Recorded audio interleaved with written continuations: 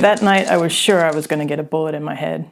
That's my film, Reverse the Wave, being projected on the Iranian embassy in London. It was shortlisted for the Cannes Lions Advertising Festival in 2010, but I was purposely voiding my entry by giving it a public screening. Why would anyone want to get kicked out of such a prestigious festival? Because the film highlighted Nokia's role in suppressing the Iranian Revolution. Progressing in the competition meant signing away all copyright and intellectual property, and we just couldn't risk the film being buried. So, we withdrew it in the most bombastic way possible.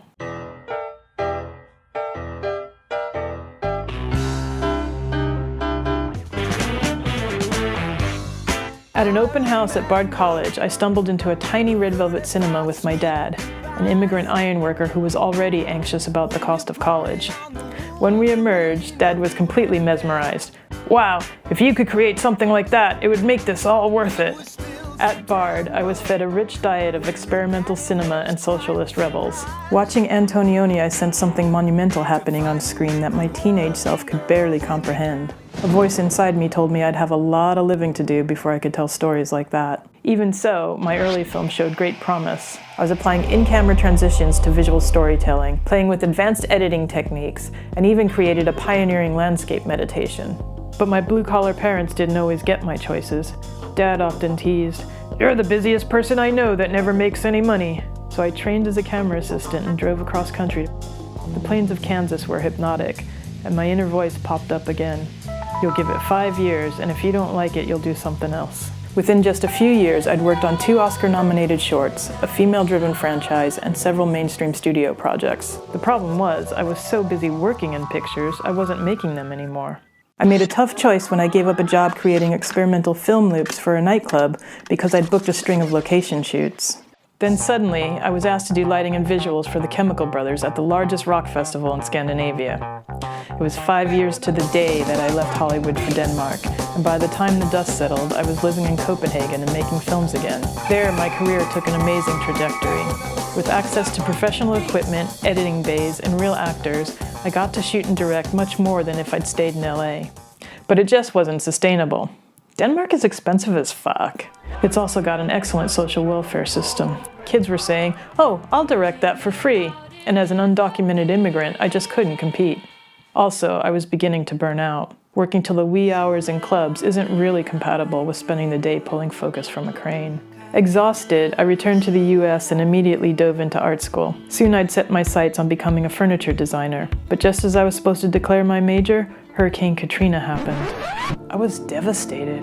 How could I possibly spend the rest of my life making expensive furniture? Salvation came when I discovered exhibition design and began learning how to translate stories into experiences, not just through light and image, but now through color, form, texture, and space. Even this trajectory was still preparing me to direct. As a director, I believe that story dictates style. When directing music videos, I've explored grungy experimental effects, a handheld feel, and an ethereal washed-out look.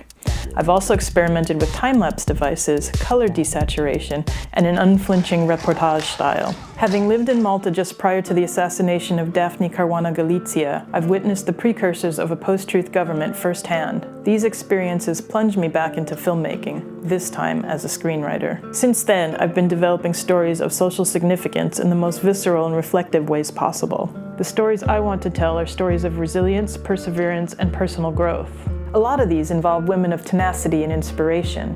The ceramicist who became the first female director of the Soviet porcelain industry. Her success was so threatening, a colleague had her thrown into solitary confinement by falsely accusing her of an assassination attempt on Stalin. The muse and model who caused a scandal, she posed fully clothed and met the gaze of the viewer. Dismissed as a prostitute, she was a painter in her own right, but her work outshone her masters in the salons of Paris. And a community of suburban mothers that's shaken up by the arrival of a single mom working as a professional dominatrix. Nothing in that neighborhood's ever gonna be the same again.